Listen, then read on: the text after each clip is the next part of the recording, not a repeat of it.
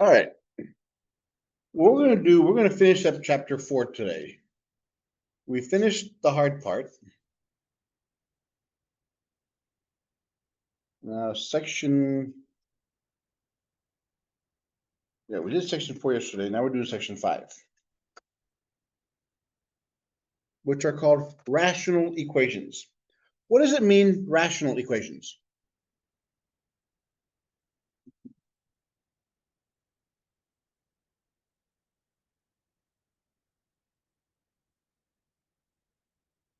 If it was radicals, then it'd be radical. Because look at the first 5 letters of the word rational is ratio, which means it's a fraction.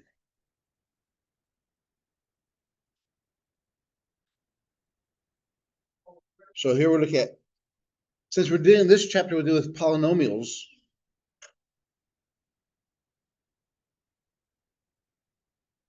Rational polynomial functions.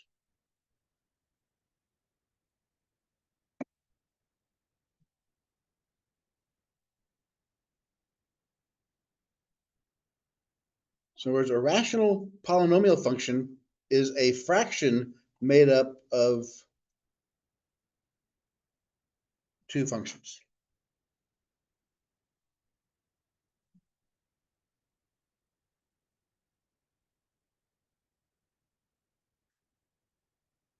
In order for us, there's only 2 things that we're going to look for here. We're going to look for solutions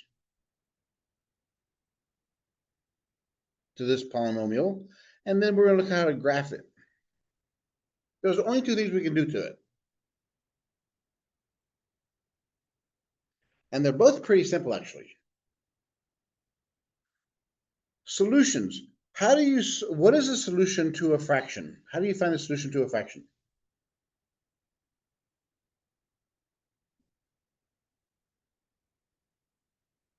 Solutions of rational functions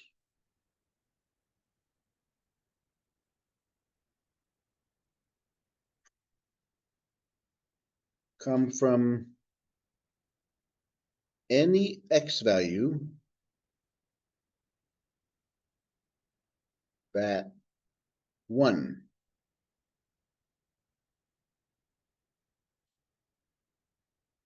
makes the numerator equal 0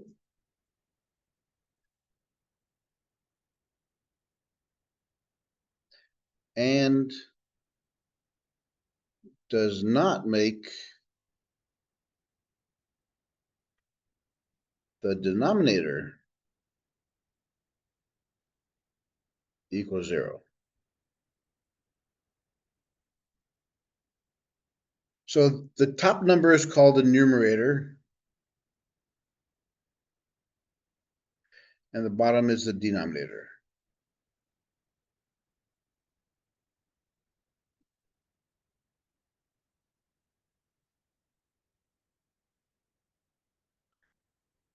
And if you think about it, it's common sense.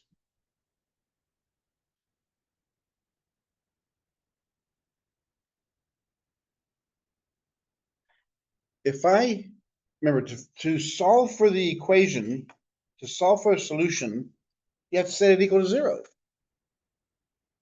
So what's the procedure whenever you have fractions and an equal sign? What have we been doing since day 1? By, what's the LCD here? Yeah. So here we have the whole denominator. So the LCD is the x minus 3. Multiply that to both sides.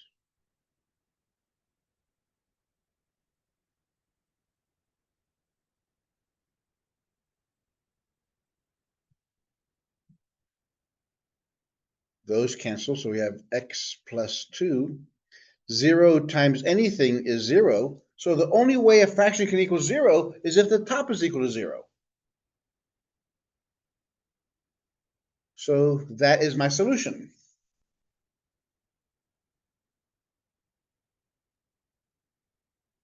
But, very important but, since we have fractions, what can we not have in fractions?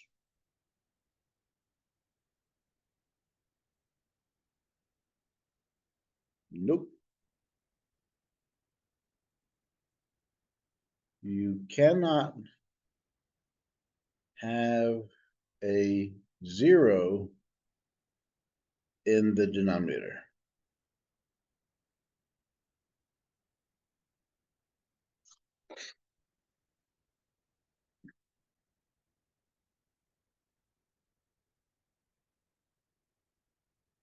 Since you cannot have a 0 on the bottom, that is a restriction to our domain.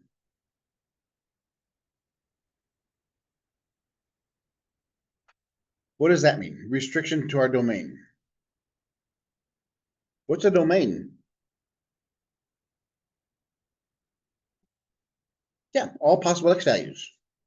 So what x values can we use for this function? Just -2?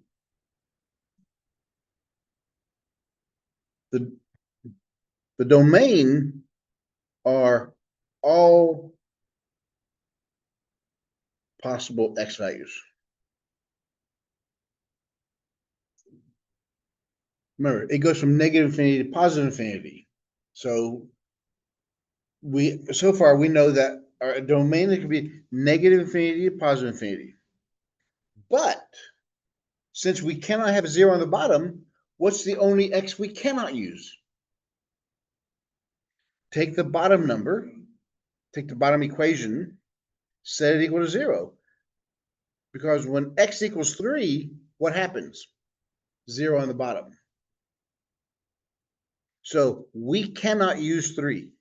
That's the only restriction to our domain. So our domain is x cannot equal 3. That implies it could be anything else. It just cannot be negative, cannot be 3. And what's our 0? Where does it cross the x-axis?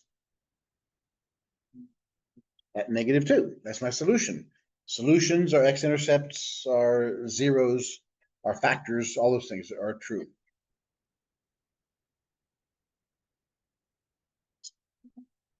So far, so good? Yeah. In this section, these next two sections, we're going to be throwing a lot of words out there. And you have to know these words because that'll make it easier to figure out what the question is asking. Yes. Yes.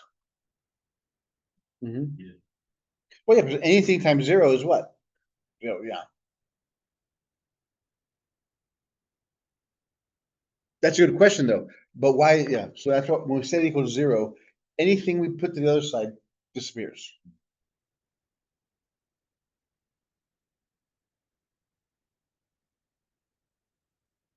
Example 1. Find the domain of f of x equals 1 over x minus 3.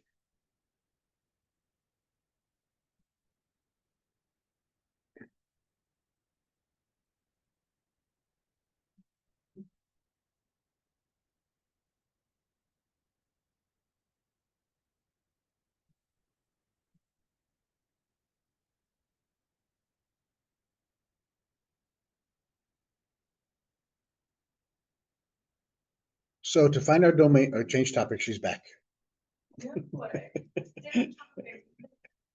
Yes.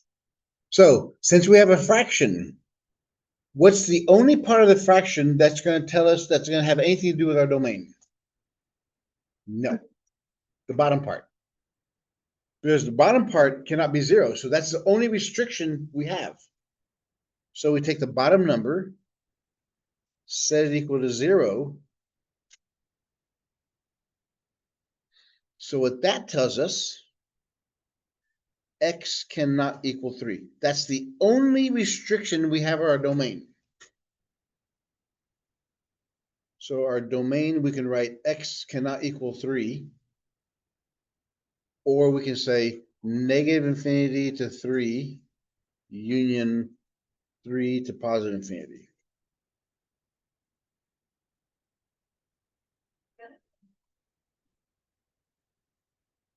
Make sense? So whenever you have fractions, to see what any restrictions there are to the domain, set the bottom equal to 0. Actually, basic rule of thumb is whenever you have a polynomial rational expression, fraction, factor them out as far as they can go first before you do anything. Factor them out first.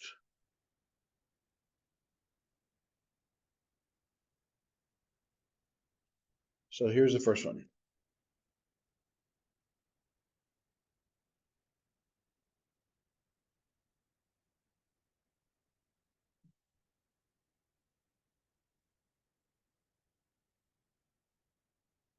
Find the domain of the following functions.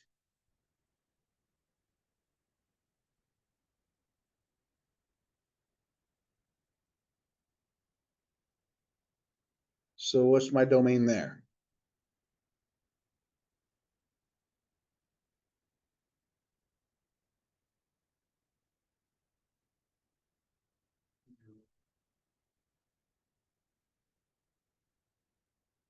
Both wrong.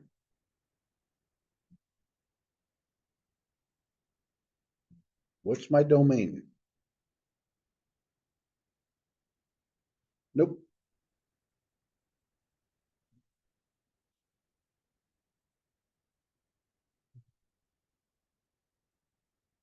No.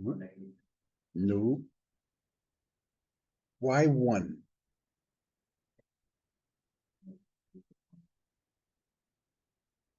What can you not have in a fraction? Where? 0 on the bottom. So what do? Whenever you have a fraction, take the denominator, set it equals 0, and solve for x.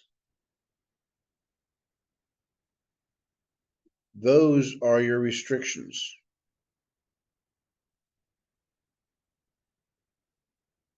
of the domain.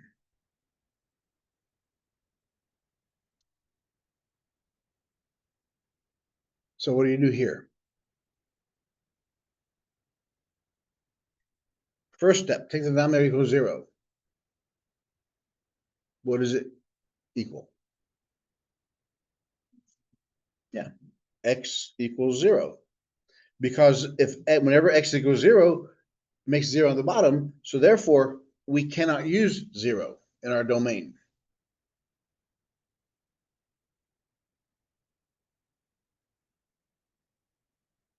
Our domain is that.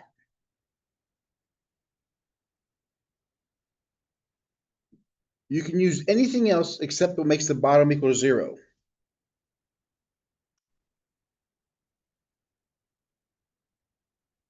F of x equals 1 over x squared. How about that one?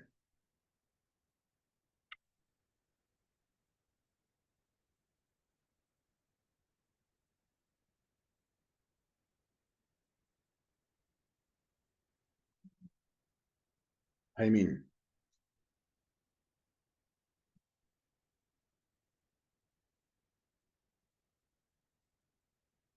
So what's my domain?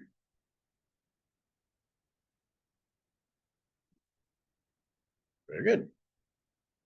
Right, because you cannot have 0 as an element of your domain.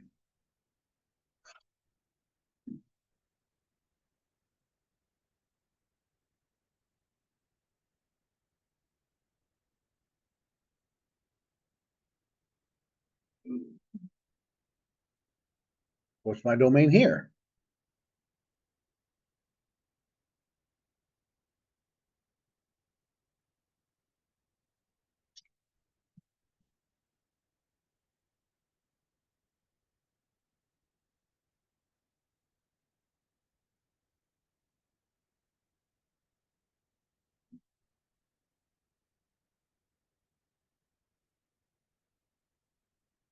So what's everybody writing?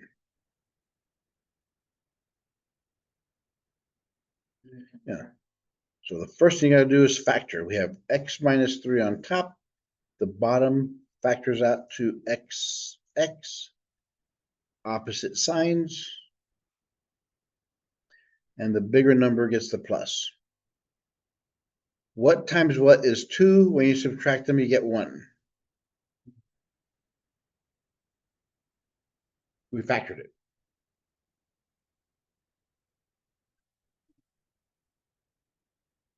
So your steps are these.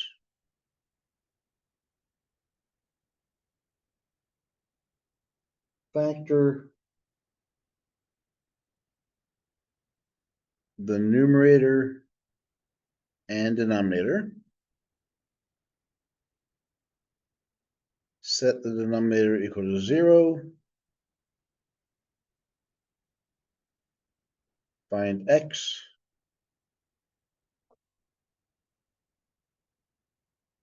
Those are the restrictions.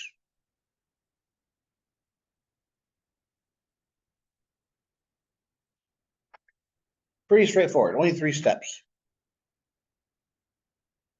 So what do I do next? I factored them out. Now what do I do?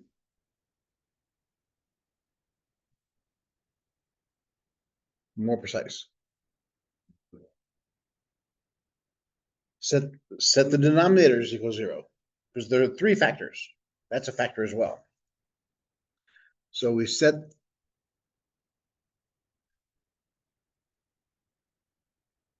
and we get x equals -2 and x equals 1. Those are my restrictions, so I cannot use those in my domain. Which means my domain is going to be -infinity to -2, -2 to 1, and then 1 to positive infinity. I just cannot use both of those numbers.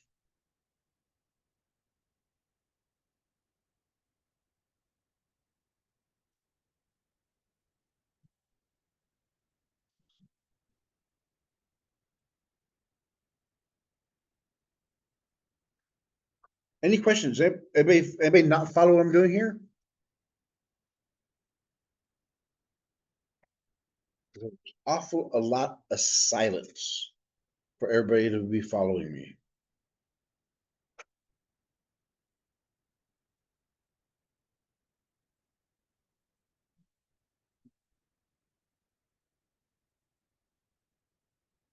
What's my domain here?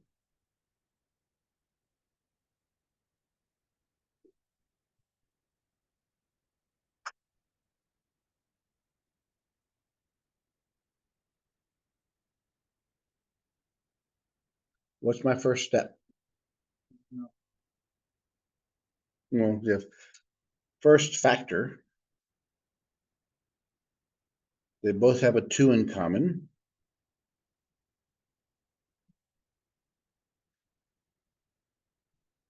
Now you set the bottom, anywhere is an x, set it equal to 0. No, you're right. You could have done this straight up here, but try to learn one rule only.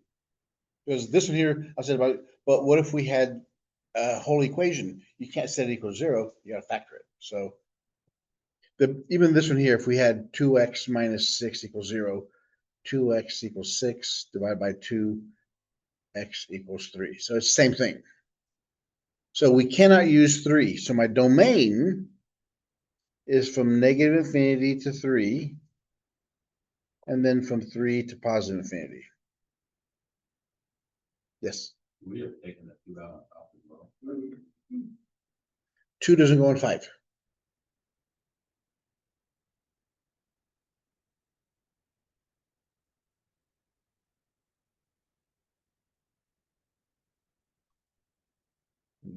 X squared plus 2x minus 3, x squared minus x minus 2.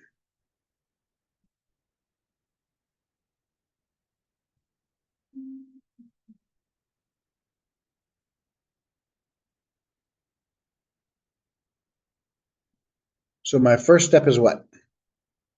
Factor them out. So we have two factors on top, two factors on the bottom. So remember, we're solving for the middle term, so that's what goes first. It's negative, so they're opposite signs. And the bigger number gets the plus, so the bigger number goes here. What times what is 3? When you subtract them, you get 2. 3 and 1. Same thing on the bottom. We solve for the middle variable, so that's x and x. The second sign's a negative, so it's opposite signs. And the bigger number gets the first sign, so the bigger number goes there. What times what is 2? When you subtract them, you get 1. 2 and 1.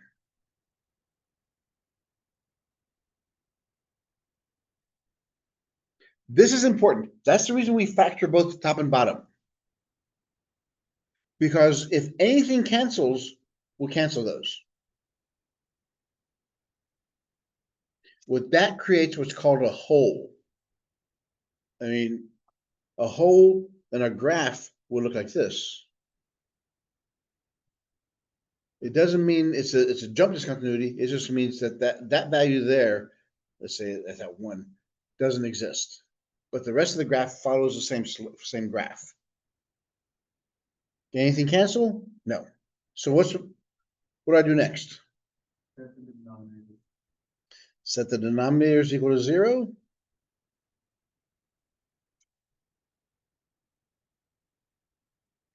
And solve.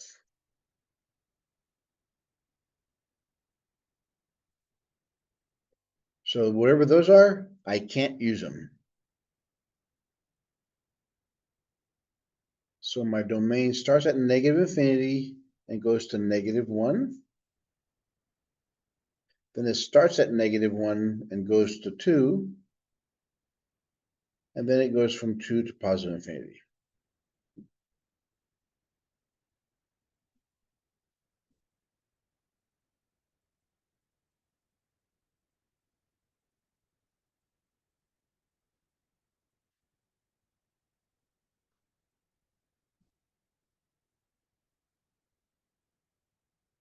We'll leave the top part of the equation the same.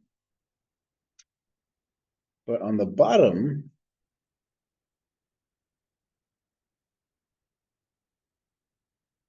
we'll have that. Put your phone away. Away. So you're not tempted to it.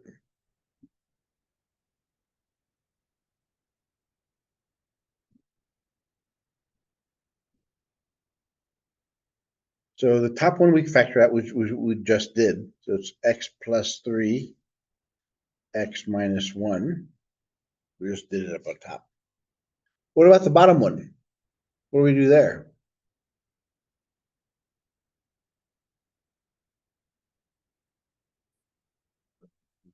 Nope. You can't factor out a 2 because there's no 2 in the first one. There's no 2 in the second one. There's only a 2 there. So you can't factor out a 2. If you factor something, it has to be the same in all the parts. So what do they have in common? They all have an x in common. So I can factor out an x, which means I take away one x from each of those.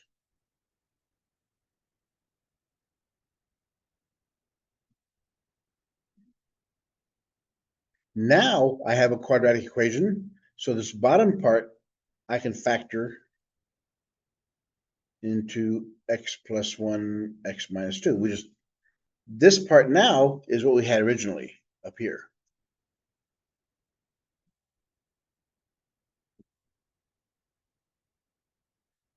So x squared minus x minus 2, x squared minus x minus 2. So now we set all 3 of these bottom numbers equal to 0.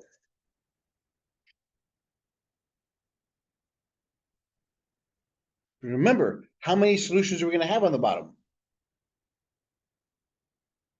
3. The reason I'm saying that is because a lot of students, when they see an X out in front, they don't do anything with it. It's an X, because if it's zero, what happens? Zero times anything is what?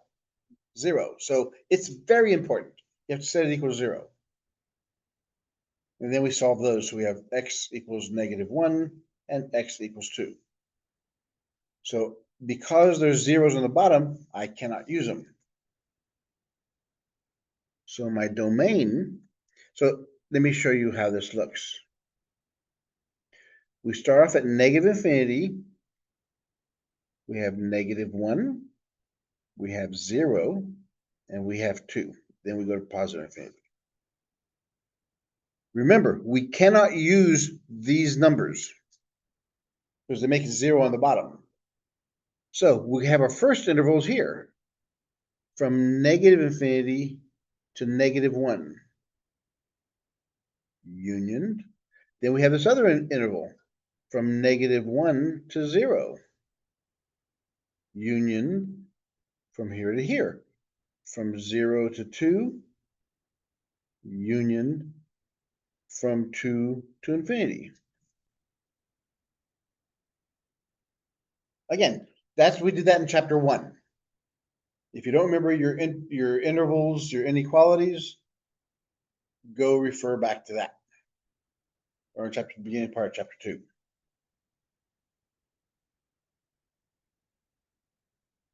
Here's number 6.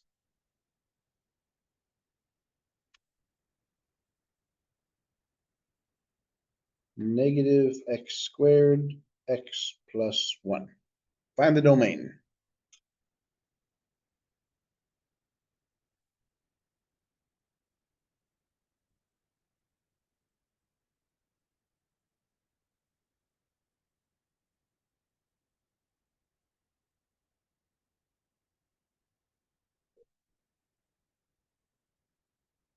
So what's my domain?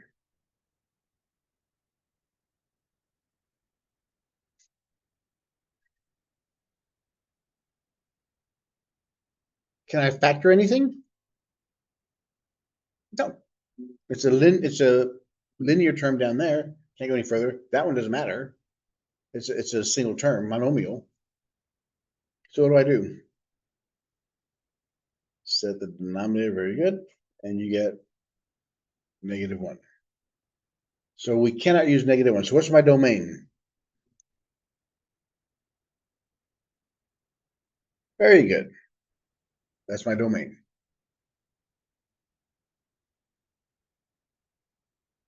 Any questions so far? So that's how we find those restrictions on our domain.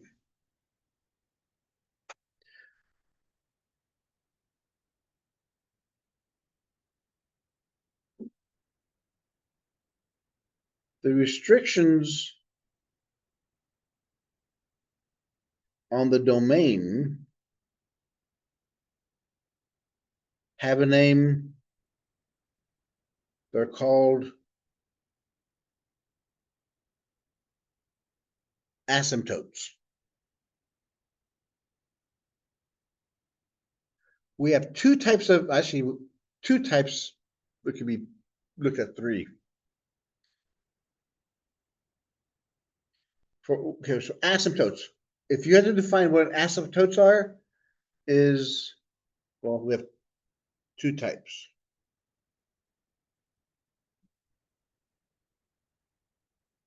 We have vertical asymptotes.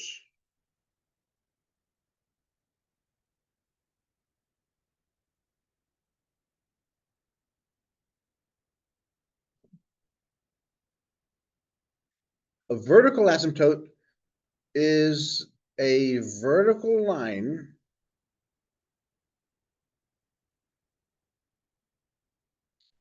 that the graph of the function cannot cross.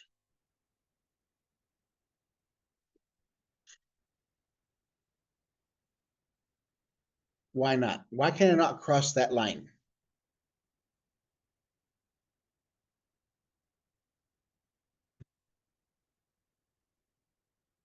Because remember, if it's an asymptote, it does what? If it's a vertical asymptote, it makes the bottom equal 0. Can you have 0 on the bottom? No. That's why you can't cross that point. So vertical asymptote, it makes the denominator equal 0.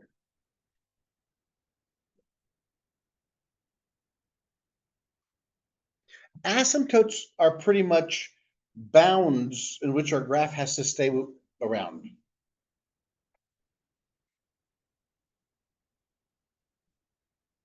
So if we look at, well, we know from our functions, what does 1 over x squared look like?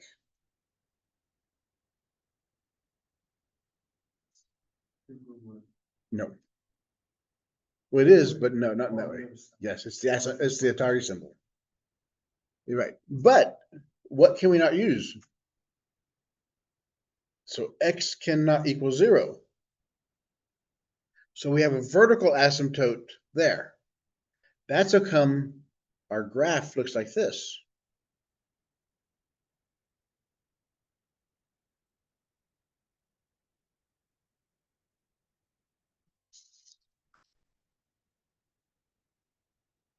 How about the other function, 1 over x? That's the other one, right? Do we have a vertical asymptote? It's where it's where the denominator equals 0. That's what that is.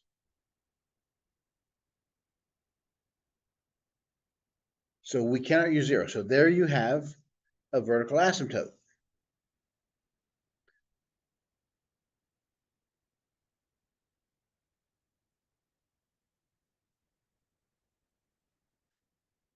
Now, the reason I use these two graphs is because it'll show us exactly what a vertical asymptote is. What do we notice about the graph itself as it gets closer to the vertical asymptote? As the graph of the function itself, as it gets closer to the vertical asymptote, what happens to it? There you go, parallel to what? Vertical asymptote. Yes. Yes and no. It looks like it does, but remember the graph is slowly going up. It's never going to go absolutely straight up. Because if it went straight up, then it's no longer a function because of the vertical line test. But you're pretty close there. What's happening to it? As it gets closer to the vertical asymptote, where does it go?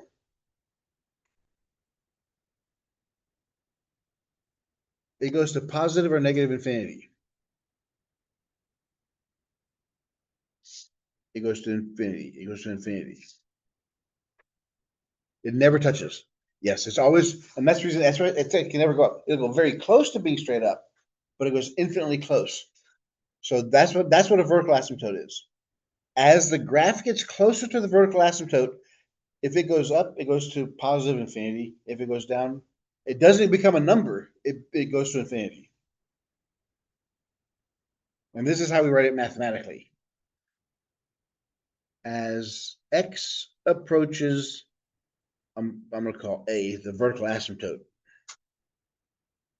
As x approaches the vertical asymptote, the function goes to positive or negative infinity.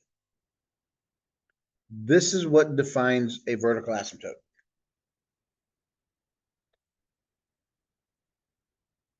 As your x values get close to the vertical asymptote, the graph itself goes to either positive or negative infinity. If it goes up, it's positive. If it goes down, it's negative.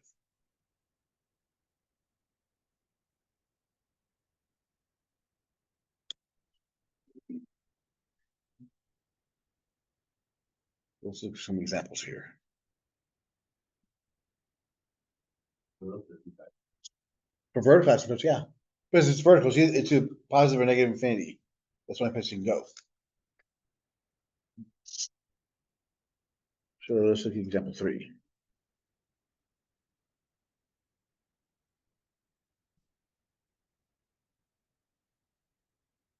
I'll send you the videos afterwards. Okay, determine the vertical asymptotes and sketch the graph.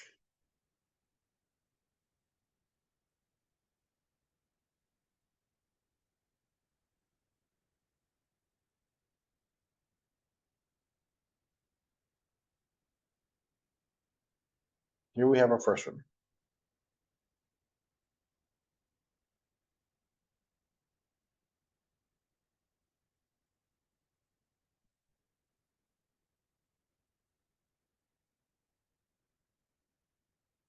So what's our first step? Can we factor anything out of the top? No, so it just stays the way it is. And the bottom, we can factor it. Since the second sign's a minus, they're opposite signs.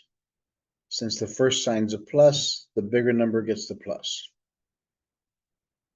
What times what equals 8? When I subtract them, I get 2. 4 and 2. So since the positive is here, the 4 goes to the positive. So far, so good. Then what do we do?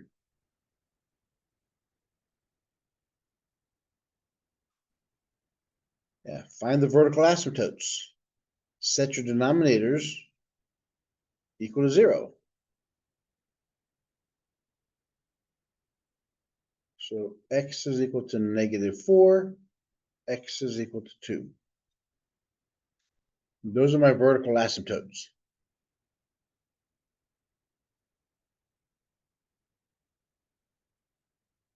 One, two, three, four, five, six.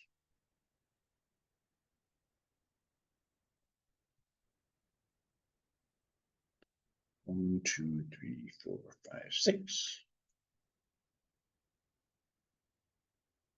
1, 2, 3, 4, 5. 2, 3.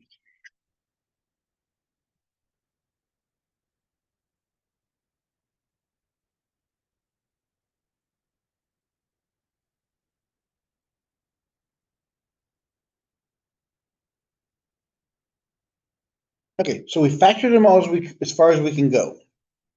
We know we have a vertical asymptote at -4. That's a vertical asymptote.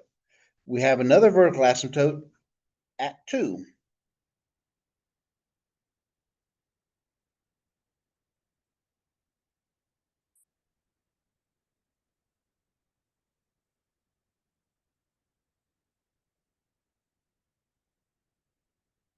So to graph, 1, find the vertical asymptotes. Set the denominator equal to 0 and solve. Okay, we did that. Then what do we do?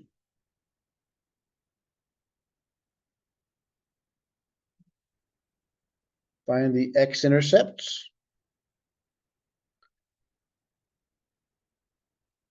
Find the y-intercept. And then from there we can sketch the graph.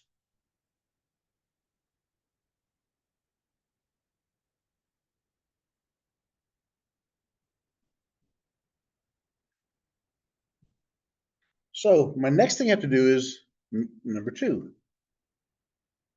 Find the x-intercepts. On a fraction, how do you find the x-intercepts?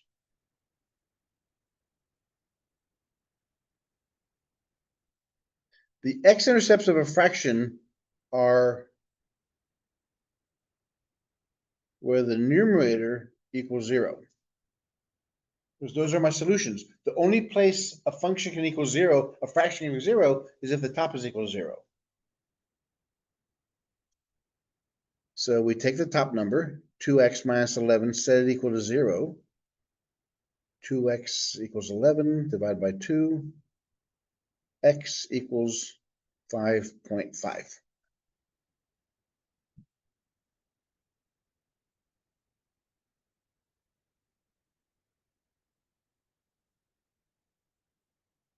So we have an x-intercept at 5.5.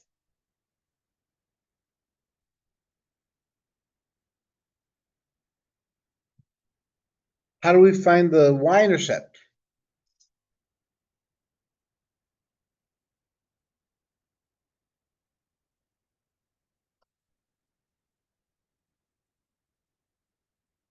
This goes from chapter 1, section 1. How do you find the y-intercepts? Set x is equal to 0 and solve for y. So our original equation, we have 2x minus 11, x squared plus 2x minus 8. We also learned that the y-intercept is always the constant numbers because we set all the x's. So we get rid of all the x's. So we got negative 11 over negative 8. The negatives cancel. 8 goes in 11 one time with 3 left over.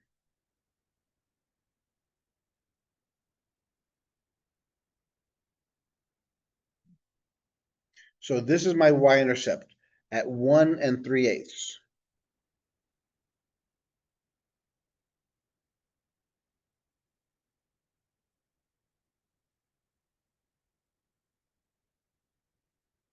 Follow me so far? Now we have to plot some points. Because remember, for these to be vertical asymptotes, what has to happen to the graph as it gets close to it? Has to go to either positive infinity or negative infinity. So let's try on this side here. We know that the graph has to go towards negative infinity on this end. But is it going to be above the x-axis or below the x-axis? How do we know that? Because there's no x-intercept. It's either going to be above it or below it. How do we determine? Pick a number. Plug it inside the equation. So we have 2 times negative 5 minus 11.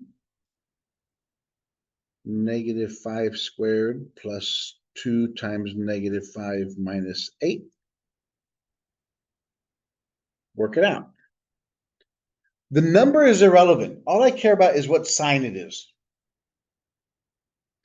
Negative 5 times 2 is negative 10. Negative 5 squared is 25.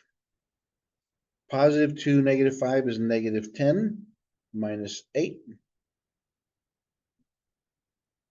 Negative 10, negative 11 is negative 21. 25 minus 10 is 15. 15 minus 8 is 7. So the answer is negative 3. So here we have a point down there. So that means the graph on this side has to look something like this. It's below the x-axis because there's no x-intercept.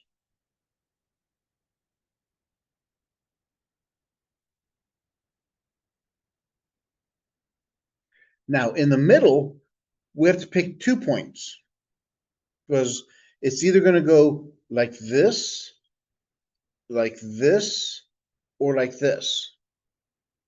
What do you think is going to happen in the middle?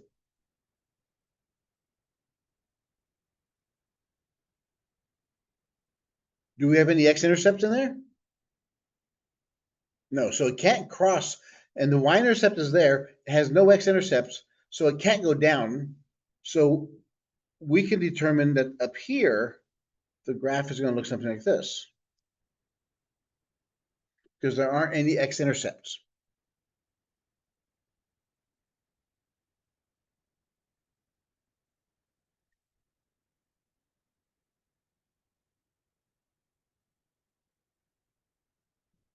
Now on this side, we have one x-intercept, but that's okay for right now, but we'll talk about that when we get to the next asymptotes. But let's see, let's pick a number. Let's pick 3. Plug it inside the equation. We have 2 times 3 minus 11. 3 squared plus 2 times 3 minus 8. 2 times 3 is 6 minus 11. 9 plus 6 minus 8. 6 minus 11 is negative 5. 15 minus 8 is 7. So it's negative 5/7. So what does that tell me?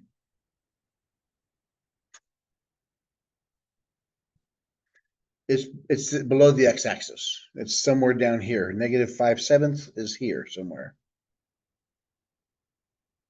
So that means this part of my graph has to look like this.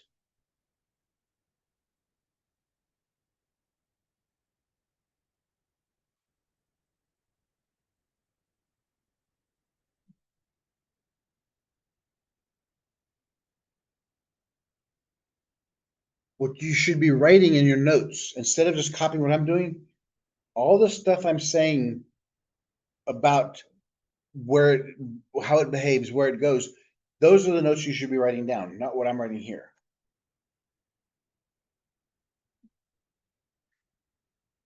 All right, let's do the next one.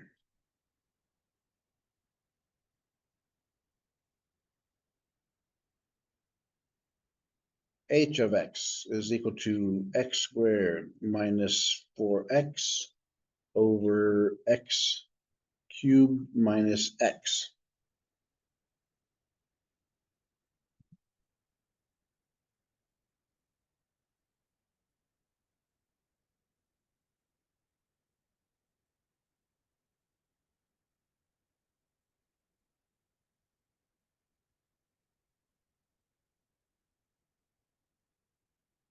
First step,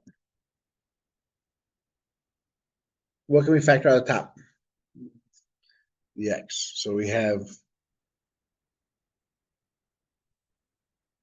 x minus 4. We can factor out x out of the bottom. So we have x squared minus 1. Remember, whenever you factor something out, to figure out what goes inside the parentheses, since I took out an x, I divide both of these by x to see what goes inside here. The reason I say that is because students will say, well, I took out an x, there's nothing there anymore. I have to be able to go both directions. I can now take this equation, multiply it out, I should come up with this. Then what do? These cancel. If anything cancels top and bottom, it's any x's, that means we have what's called a hole at x equals 0. Because we take whatever we canceled out, we set it equals 0.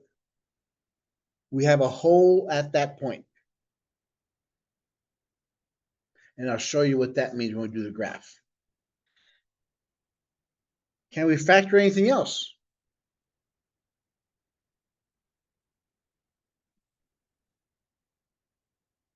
Just x squared?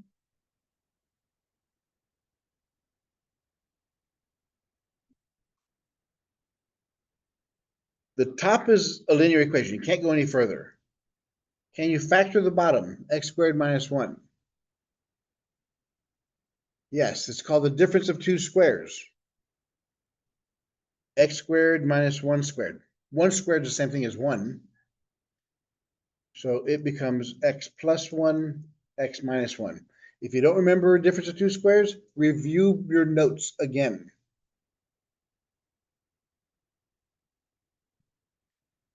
So my vertical asymptotes are where? Very good. So I take the bottoms, set them equal to 0. So I get negative 1 and positive 1. These are my x-intercepts. I mean, my vertical asymptotes, because x cannot equal those.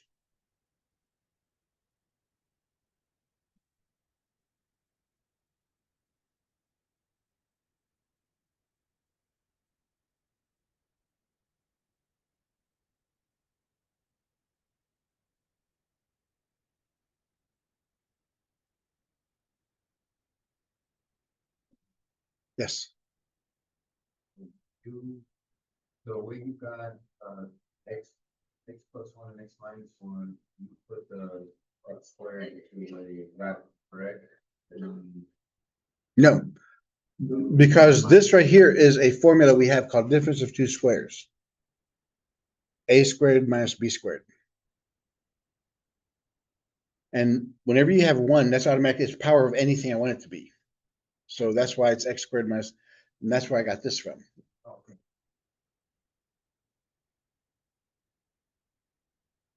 All right, so we have at -1,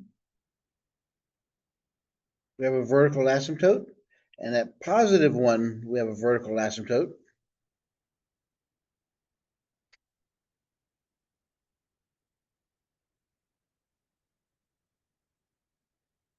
Do we have any x-intercepts?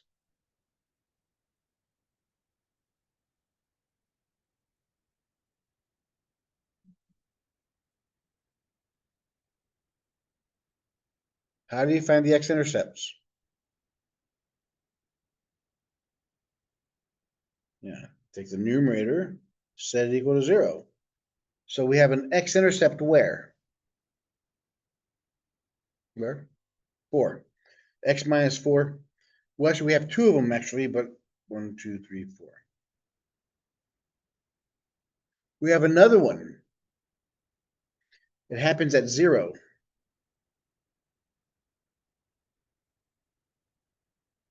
Because remember, we cancel those out. So at x equals 0, in this case, we have a hole.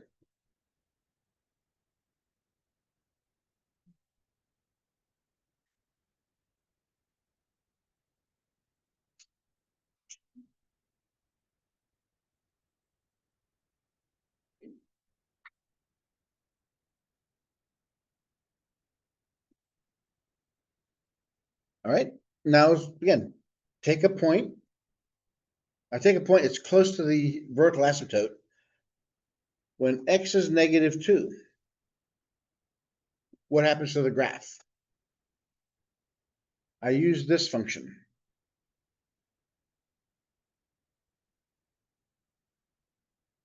So I have -2 minus 4, -2 plus 1, -2 minus 1.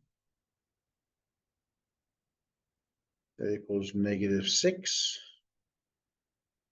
-1, -3. So it's -6 over 3 makes it -2. So at -2, we have a point at -2. So what does that mean about the graph?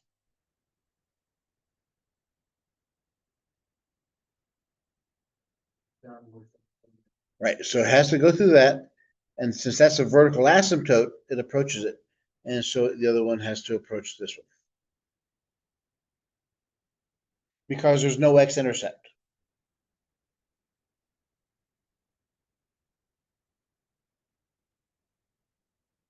See, this is the side notes you should be writing on your notes. The reason that's there is because there's no x-intercept.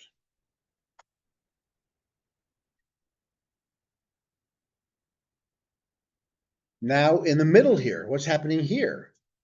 We have to take 2 points. Since there's no, but there is a hole there. So let's take 2 points, one at -½ and one at +½ So this is the left side. This is the middle. I'm doing x is -½ and x is +½ for the middle. Where do I plug these values in? My factor form. So I have -½ minus 4, -½ plus 1, -½ minus 1.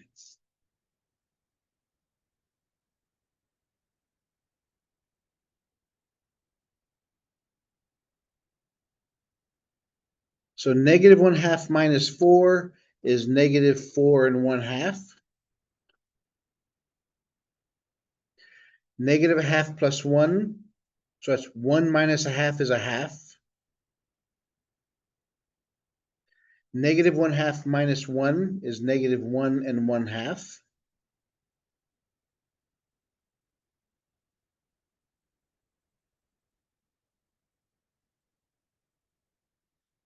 These are mixed numbers. How do we convert from mixed numbers to fractions?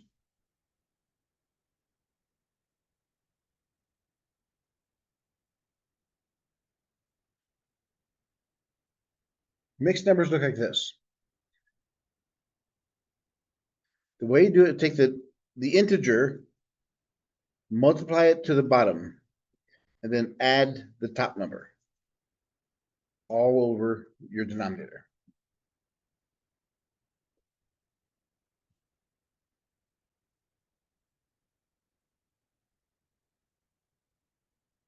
This is important because you have to be able to convert from mixed numbers to improper fractions and vice versa. So what is negative? Well, forget the negative. It's negative. But what is 4 1/2 in improper fraction? 4 times 2 is what? 8. 4 times 2 is 8. Plus 1 is 9. 9 over 2. We have 1/2. Negative. 1 times 2 is 2. Plus 1 is 3 over 2. So we have 9 over 2. So we have 1/2. Positive times negative is a negative. 1 times 3 is 3. 2 times 2 is 4.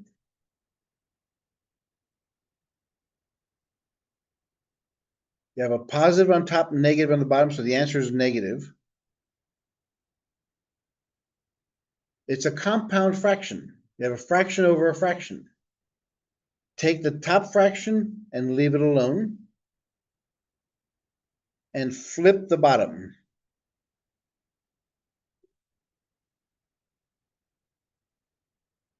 And flip the bottom and multiply it.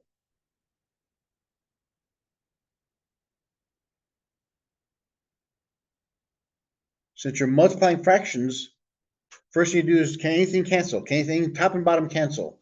The 2 goes into 4 twice. So we have 9 times 2 is 18. 1 times 3 is 3. So negative 18 over 3 is negative 6.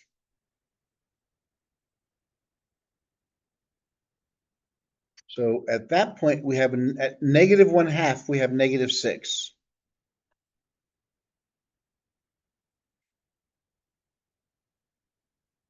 We do the same thing with the positive 1/2. We have 1/2 minus 4, 1/2 plus 1, 1/2 minus 1.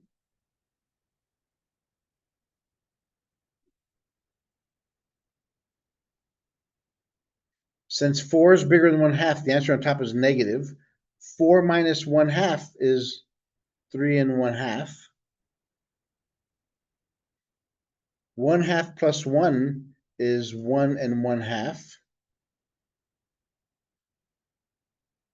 1/2 minus 1. 1's bigger, so it's negative. 1 minus 1/2 is 1/2, negative 1/2. The rules never change. From day one, we never change the rules.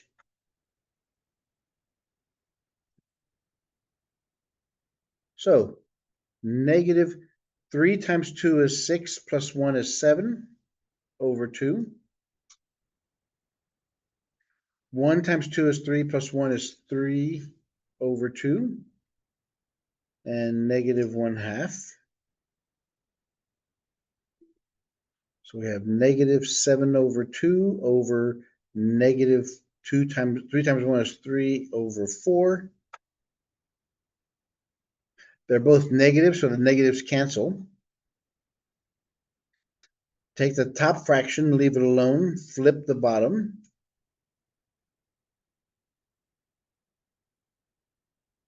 Reduce. 2 goes into 2 once, 2 goes into 4 twice, so it's 14/3.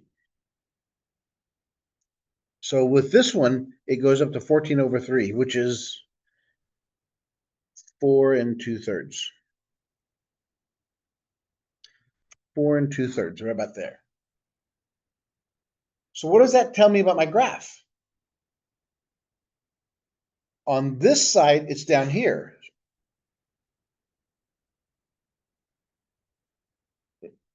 It looks like this.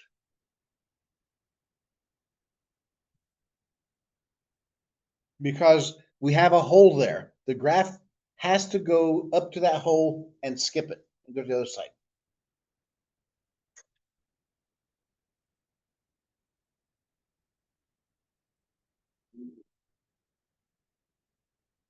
Okay, just no questions. I'll move on. Then pick a number of this side. See how if the graph is going this way or if the graph is going this way. So pick a number 2.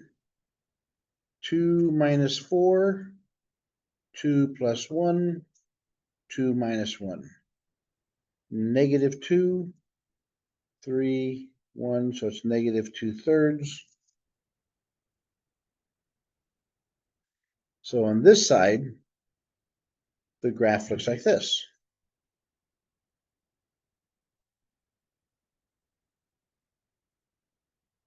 Because at 2, it's -2/3. And it has to cross that intercept. So it has to look like this. And we're going to talk about later in a few minutes, the graph itself will go on back down towards the x-intercept. It doesn't keep on going forever that way.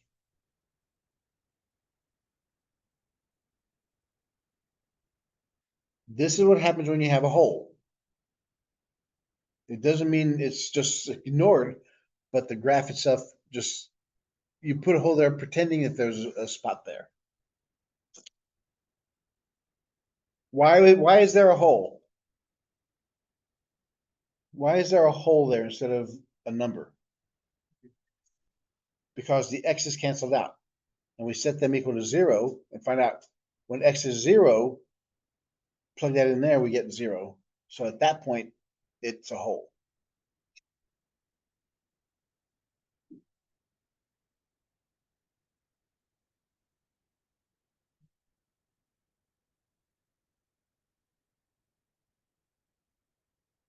X cubed minus 5x. Graph this one.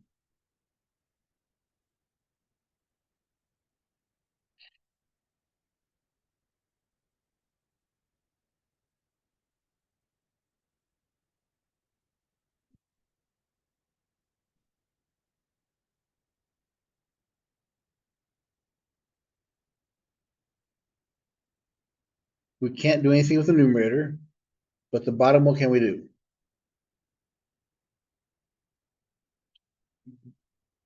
Take out 1x. So we have x squared minus 5.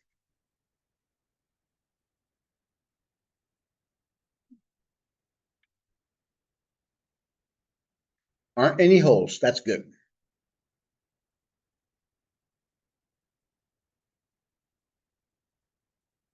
Next step is what? So find the vertical asymptotes. Set all your denominators equal to 0. So x equals 0 is my one vertical asymptote.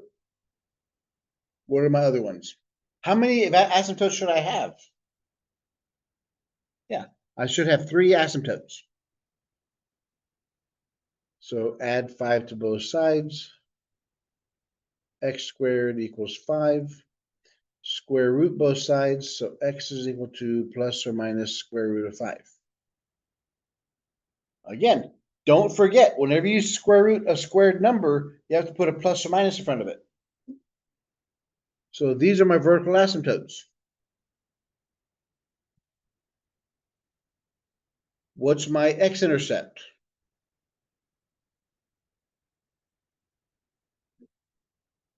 Yeah, I take the top, set it equal to 0, so it equals 2. That's my x-intercept.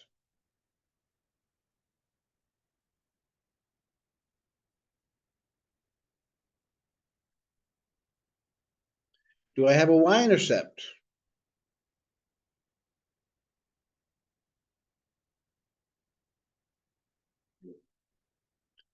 How do you find the y-intercept? You set all the x's equal to 0. If you set all the x's equal to 0, you have a 0 on the bottom.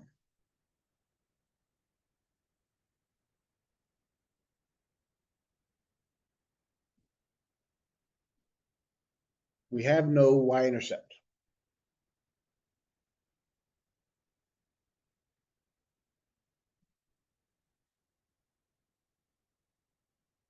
So let's look at the graph.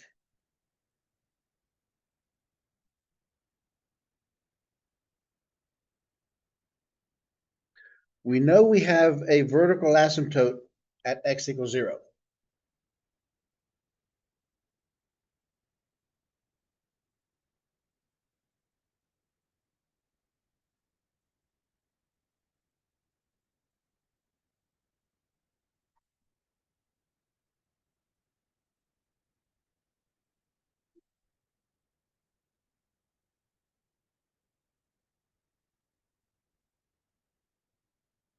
Approximate, what is the square root of 5, approximately?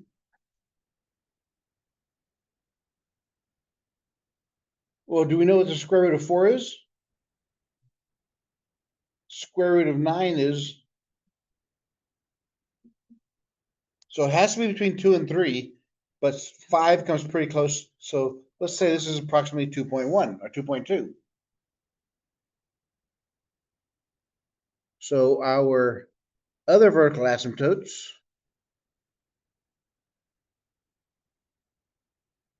are there at negative square root of 5 and positive square root of 5.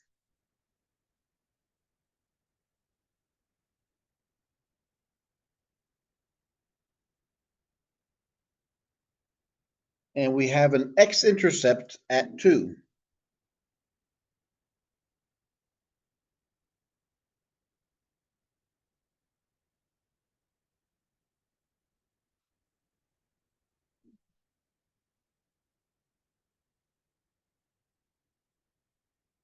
So now what do you do?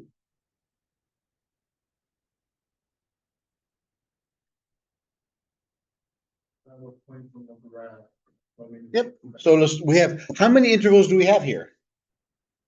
We have 1, 2, 3, 4. Because we have this interval to worry about, this interval, that interval. We have 3 vertical asymptotes, so we have to have 4 intervals. So in the first interval, let's use negative 3.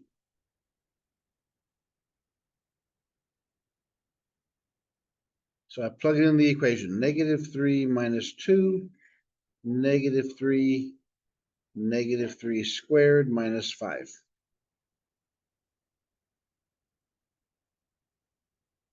So on top, negative 3 minus 2 is negative 5. Negative 3 squared is 9, minus 5 is 4. So it's negative 5, negative 3 times 4 makes it negative 5 over negative 12. Negatives cancel, so we have 5/12. So this part of the graph looks like this.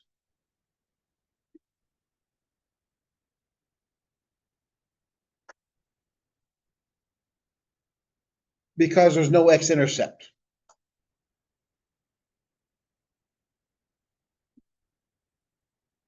Let's do the other easy one. Let's do 3 over here. So we have 3 minus 2, 3 times 3 squared minus 5. 3 minus 2 is 1.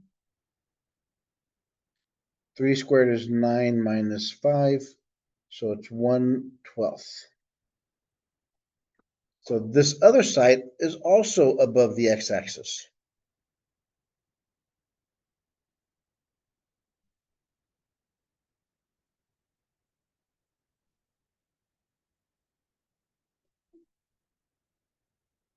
Because all I'm doing here, whenever I plug in some numbers, I don't care what the number is, I'm just care about the sign. Is it above or below the x-axis?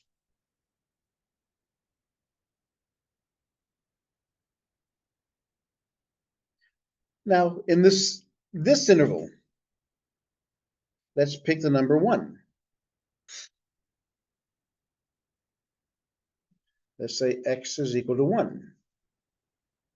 So we have 1 minus 2, 1 times 1 squared minus 5. So it's negative 1 over negative 4, which is 1/4.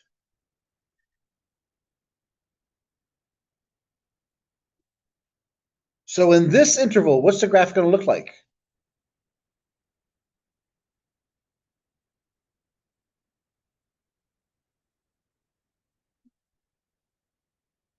In this interval right here. We know at x equals 1, it equals 1/4. We know there's an x-intercept there. So what that means is it has to go down here, cross that, and go down even further there. The numbers tell you what you have to do. There's zero thought about it.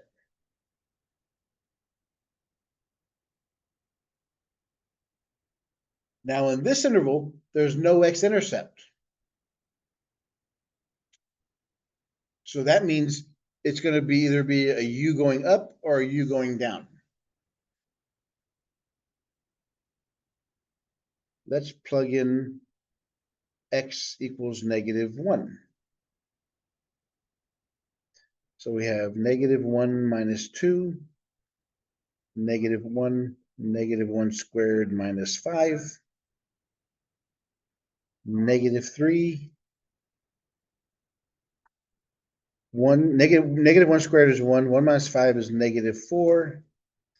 So it's negative 3 over negative 1, negative 4 is a positive 4.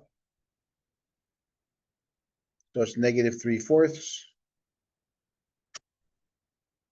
So this graph looks like this.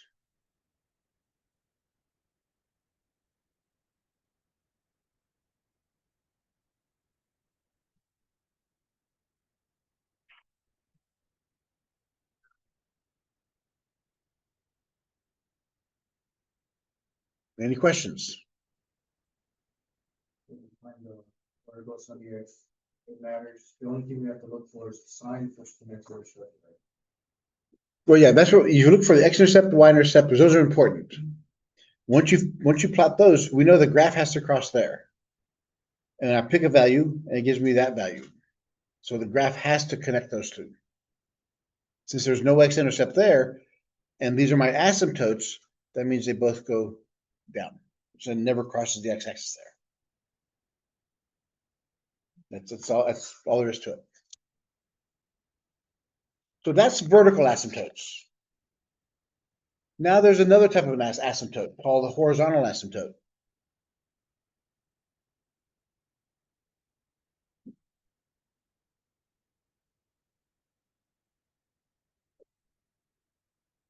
Again, this is the horizontal line where the graph approaches, but this time it can cross. So let's say that this was my horizontal asymptote. What's going to happen is the graph is going to approach it and never touch it.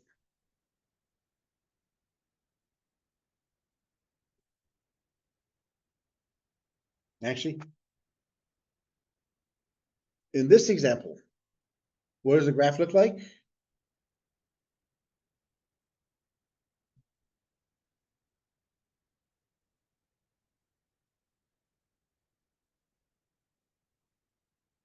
It looks like this. So we know that 0 is a vertical asymptote, but so is this. This is your horizontal asymptote. Notice how the graph gets close to it, but never touches.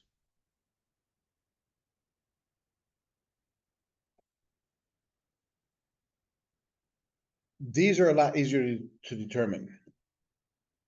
But it is possible, let's say this was my horizontal asymptote. if, and I had an intercept this, I can have an intercept there. If I cross a horizontal asymptote, I automatically have to get back to it as fast as I can. If your graph crosses the horizontal asymptote, as soon as it crosses it, it has to go back to that horizontal asymptote from the other side. In other words, it won't keep on going forever away from it, but it has to get back to it as fast as it can.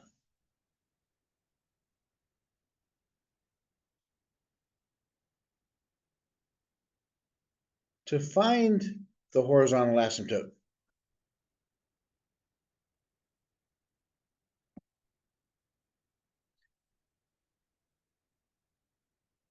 remember, a rational polynomial has a function on top and a function on the bottom.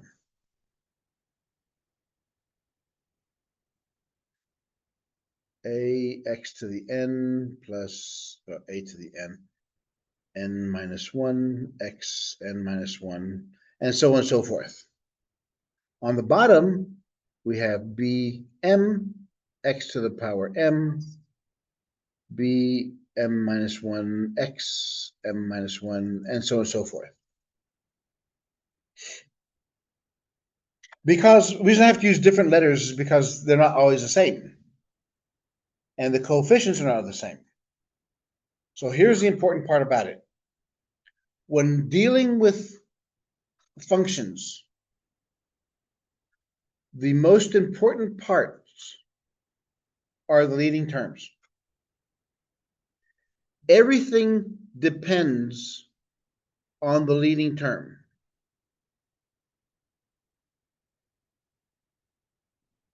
The shape of it, the direction, everything depends on that one. So what determines the horizontal asymptote? The degrees.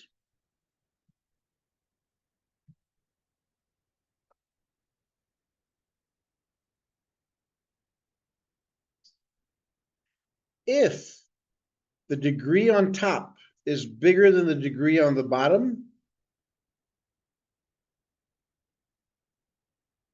then no horizontal asymptote.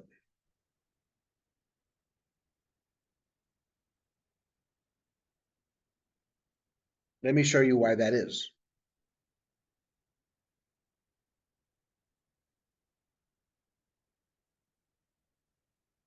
If we had that, this is ignore it. It's just annoying. If we had this equation, because again, only the leading terms is all we're worried about. Can we simplify this?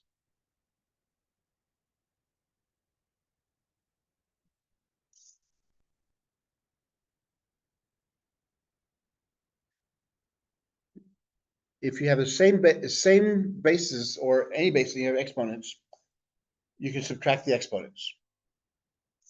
So here we have 5 on top, 2 on the bottom, so we have 3 more on top than the bottom.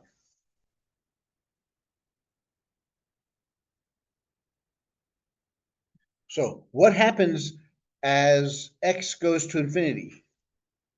Remember, in the horizontal asymptotes, we go left and right. What happens when x goes to infinity? Where does that number go to?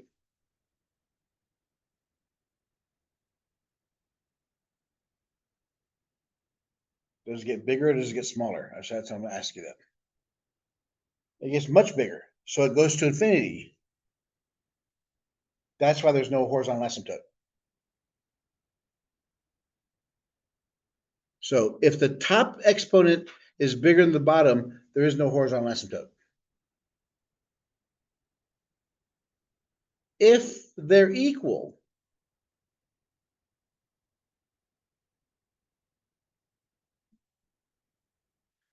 then the horizontal asymptote is simply the coefficients.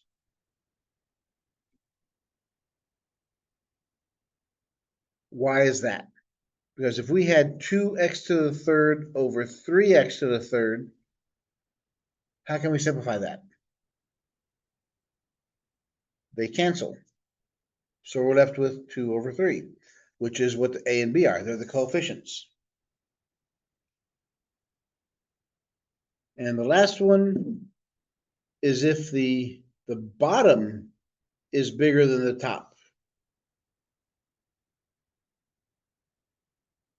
Then the horizontal asymptote is 0. It's the x-axis.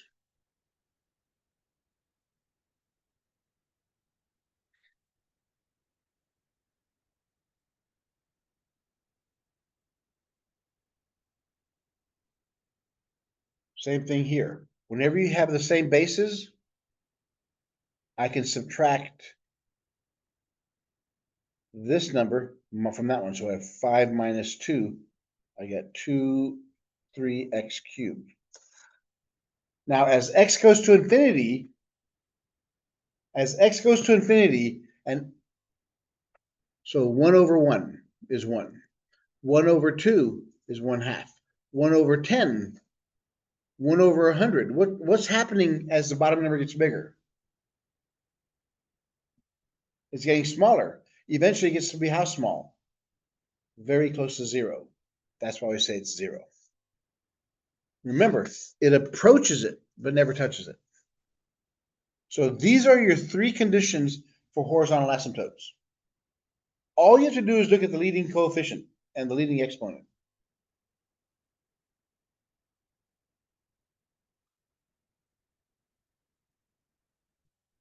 All right, so let's look at some examples here.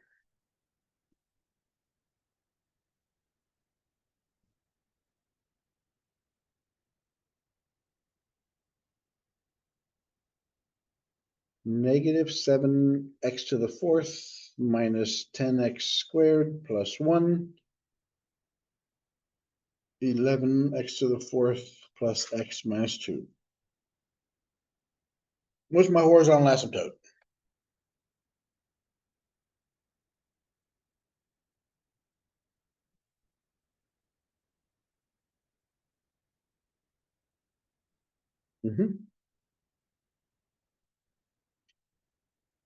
Why is that? I mean, again, it's not difficult. Look at the leading terms. Forget the rest of these numbers. What happens to the x's? They cancel. What are you left with? Negative 7/11.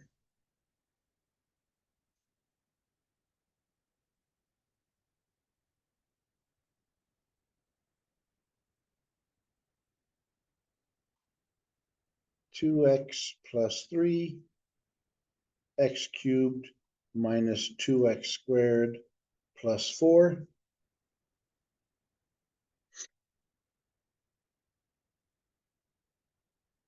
So what's my horizontal asymptote here? Nope. 0. Because there's bigger degree on the bottom. It's right. It is 2/x squared, but as x goes to infinity, what happens to the number? It goes to 0.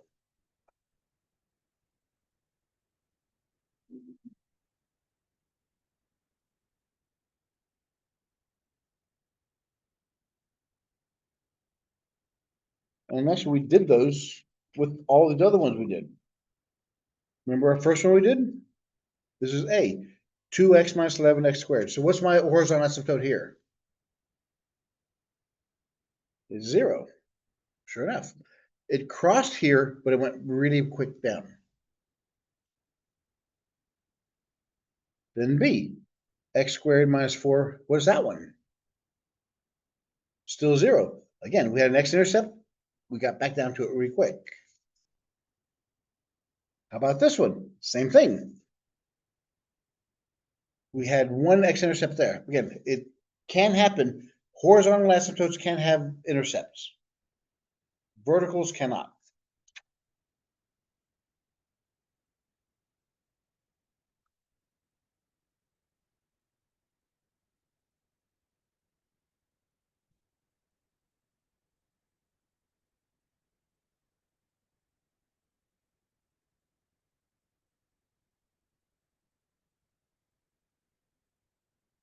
Graph this one.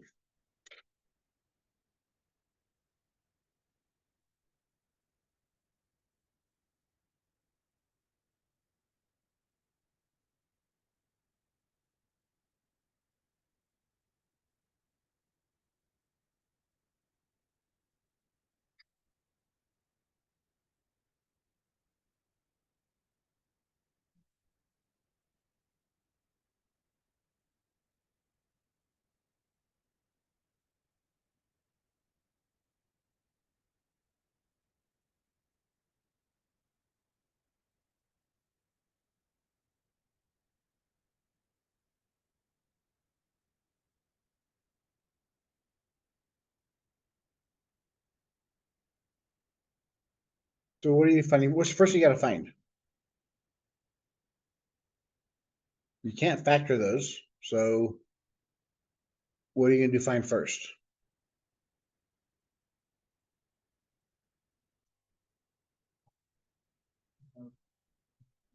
Yeah, so we have to find the vertical asymptote, the horizontal asymptote, x-intercept, y-intercept. The basics. So do we have any vertical asymptotes?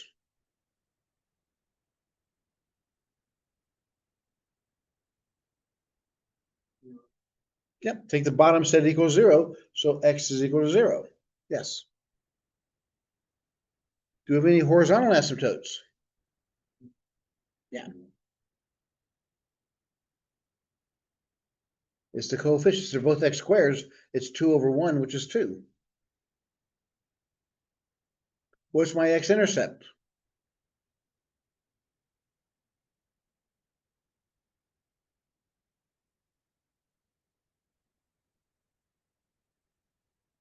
How do you find the x-intercept? So the top equals 0. So 2x squared equals negative 1. X squared equals negative 1/2. It's going to be imaginary, so you don't have one. There aren't any x-intercepts. What's my y-intercept?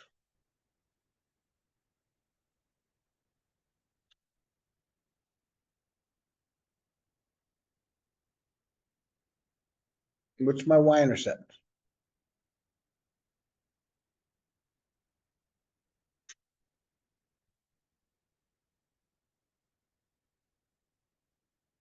How do you find the y-intercept?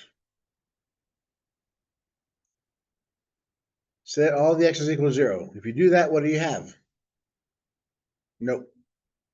Undefined. You have 1 over 0. So there's none.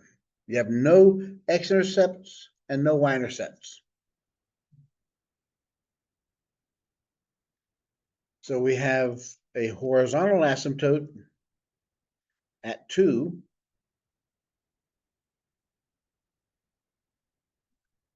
and a vertical asymptote at 0.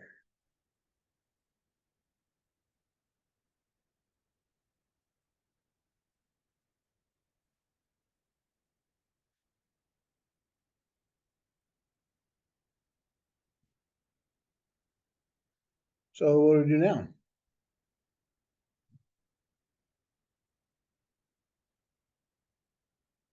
Plug in some values. When x is 1, what do we get?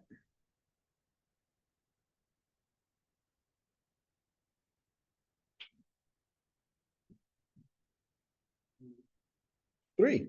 Just plug in there. 2 times 1 is 1. Or 2 times 2, 2 times 1 is 2, plus 1 is 3 over 1. It's 3. So this part of the graph has to look like this. If I put negative 1 in there, what do I get?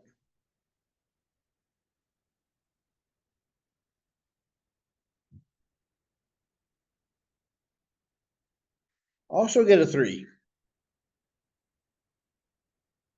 Again, this is mathematics. You should have worked it out, not guessed it. What is negative 1 squared? Positive 1. What is negative 1 squared? Positive 1. So there's no negative numbers anymore. So there's the graph. And there are no x-intercepts, so we knew this.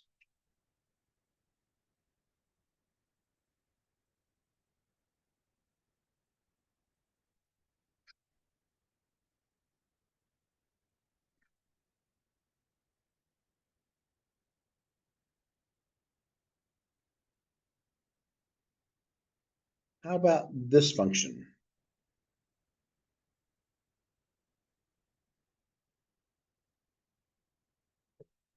What asymptotes can you find here?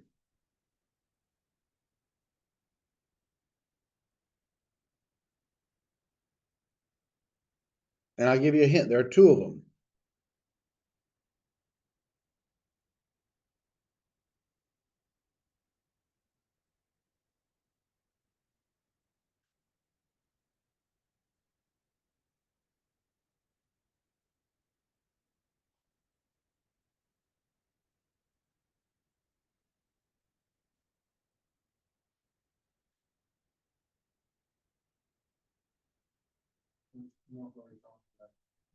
Okay, what's the vertical asymptote?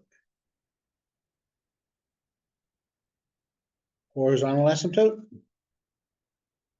Very good. Why not? There are more x's on top than the bottom. But I said there are two asymptotes. Notice how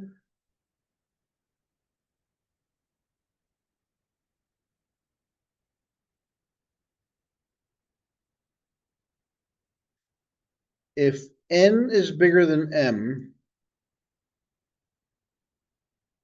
then no horizontal asymptote. But if n equals m plus 1, in other words, if the top exponent is bigger than the bottom by 1,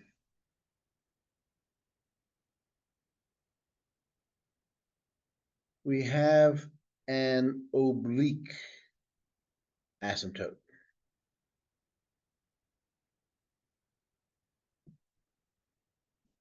If the top is bigger than the bottom by 1, then we have an oblique asymptote. Why is that? Well, what does oblique mean to begin with? It means slant.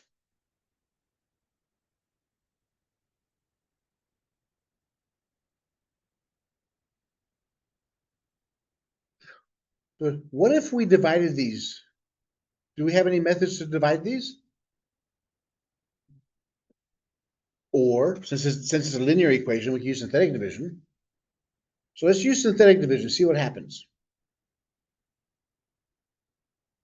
Remember, synthetic division, take the bottom, set it equal to 0. That's what goes there. Then we put the coefficients inside there.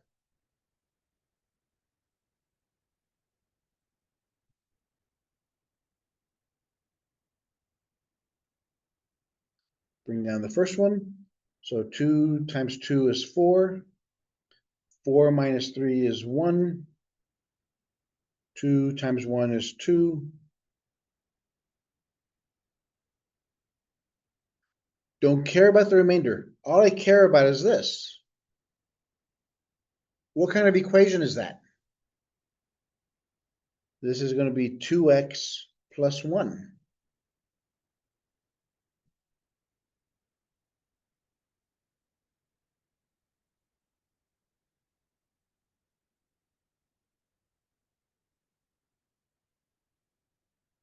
So we have a vertical asymptote at 2.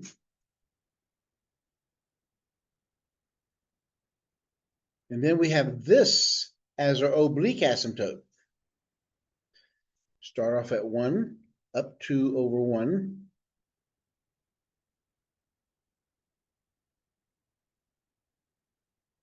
There's our oblique asymptote. Oblique means slant, which is a linear equation.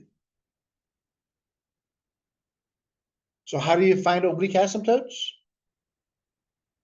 First off, the top exponent has to be bigger than the bottom by 1. If that's the case, then divide.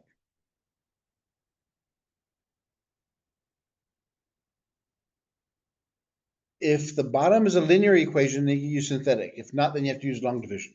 That's why we learned both methods. And your only part you're worried about is this part. Forget the remainder. You don't care about the remainder. That will tell us our oblique asymptote. So what's our graph going to look like? Do we have any x-intercepts?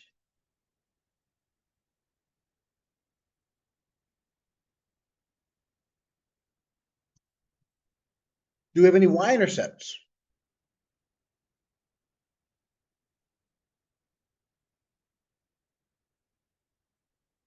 Do we have any y-intercepts?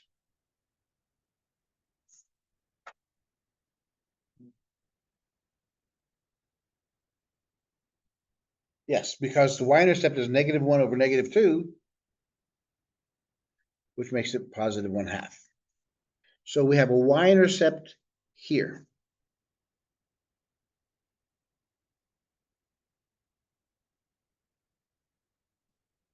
How do we find the x-intercepts? Take the top, set it equal to 0.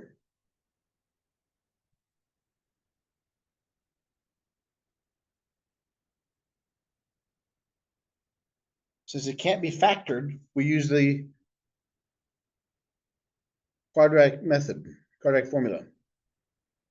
So we have negative b plus or minus square root of b squared minus 4ac over 2a. A is 2, b is negative 3, c is negative 1. That's the reason we learned to do all of these things in the last 3 chapters.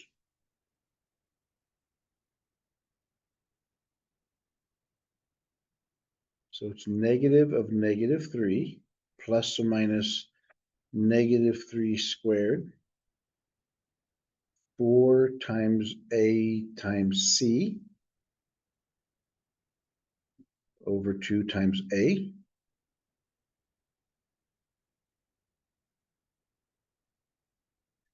Negative of negative 3 is 3.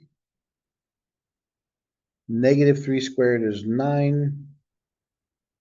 Negative 4 times 2 is negative 8 times negative 1 is positive 8 over 4.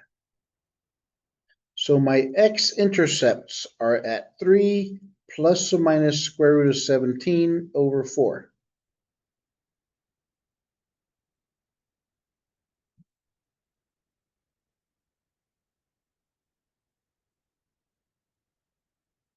Square root of 17 is approximately what? We know the square root of 16 is what? Square root of 25. So it's got to be between 4 and 5. It's pretty close to 4, so it's probably 4.1.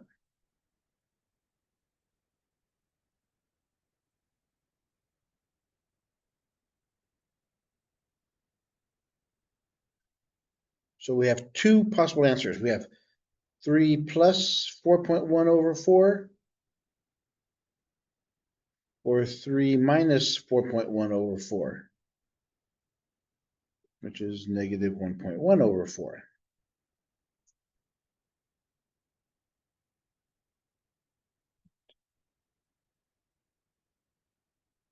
Seven over 4 is just short of 2. So if it was 8 over 4, it'd be 2. So it's 1 point something. Negative 1/4 is approximately right there.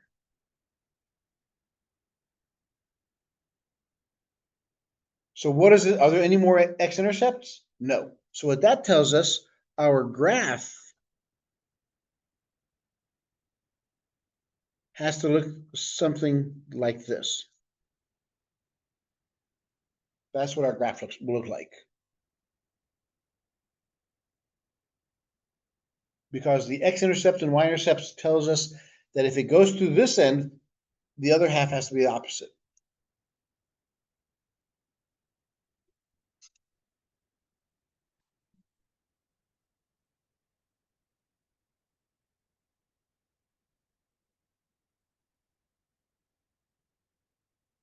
Yeah, there are 4 more examples that we're going to go through, but with y'all's attention span and excitement, I'll let you do it yourself.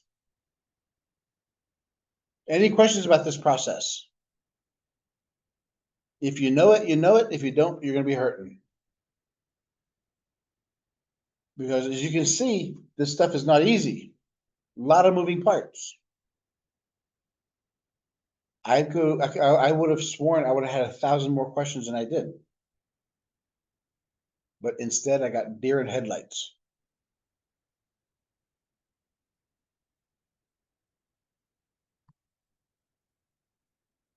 So that's the end of that section.